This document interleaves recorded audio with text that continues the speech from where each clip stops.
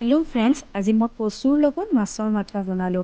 কচুকেইডাল ধুই পেলাই কাটি বাচি এনেকৈ প্ৰেছাৰ কুকাৰত দি লৈছোঁ। লগতে মচুৰ দাইল কেইটামানো ধুই পেলাই এনেকৈ মই মানে কচুৰ লগত দি ল'ম। এনেকৈ ইয়াত ধুই লৈছোঁ, ধুই পেলাই ইয়াতে দি দিছোঁ। এতিয়া অকণমান ভাল হয় খাবলৈ। আৰু নিমখ দিছোঁ আৰু গৰম পানী আছিলে যিহেতু গৰম পানী দিছোঁ। আপোনালোকে ঠাণ্ডা পানী দিলেও হ'ব। তাৰে 3টা চিটি অহা মানে গেছত দি দিম। আনফালে এয়া মই মাছৰ মাথাকেইখন ফ্ৰাই কৰিছোঁ তেলত।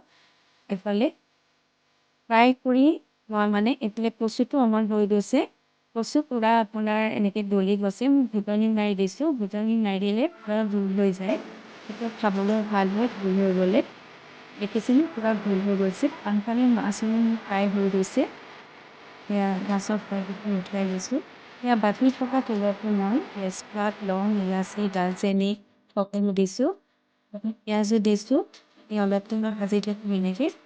ভাজি তাতে মই আদা নহৰু পেষ্টটো অকণমান দিম। সেই আদা নহৰু পেষ্ট অকণ দিছোঁ। তাতে পূৰা ভাজি আছোঁ। অলপখিনি ব্ৰাউন কালাৰ হোৱা মানে নিমখ, হালধি, আপোনাৰ জিৰা গুড়ি, ধনিয়া গুড়ি অকণমান দি দিছোঁ। এয়া পূৰা দি পেলাই আকৌ লৰাই দিম এনেকৈ অলপ সময় ভাজি ল'ম। তাতে এতিয়া মাছৰ মাথা পিচ দি দিম। এয়া ভাজি লৈছোঁ এনেকৈ।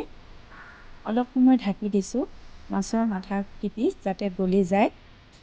এতিয়া ভাঙি গ'লে খাবলৈ সোৱাদটো ভাল হয়। পূৰা মই এনেকৈ ভাঙি দিওঁ। ভাঙি গ'লে গলি গ'লেহে মোৰ মাছৰ মাথাটো ভাল লাগে প্ৰায় তেতিয়া ঘনটো হৈ যায়। লগতে এতিয়া কচুখিনি দি দিলোঁ। কচুখিনি দি ভালদৰে লৰাই দিলোঁ। লৰাই পেলাই এনেকৈ উতল অহা মানে অলপ সময় আমি এতিয়া ঢাকি দিব লাগিব।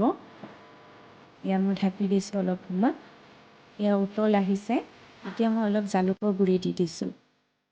এয়া জালুকৰ গুড়ি দি লৰাই দিছোঁ। পূৰা চব গোল হৈ গৈছে মাছৰ মাথাৰ লগত। খাবলৈ যে খুব ভাল হয়। আপোনালোকেও এবাৰ ট্ৰাই কৰি চাবচোন। মাছৰ মাথা দি পেলাই ক'লা কচু খাবলৈ বহুত ভাল হয়।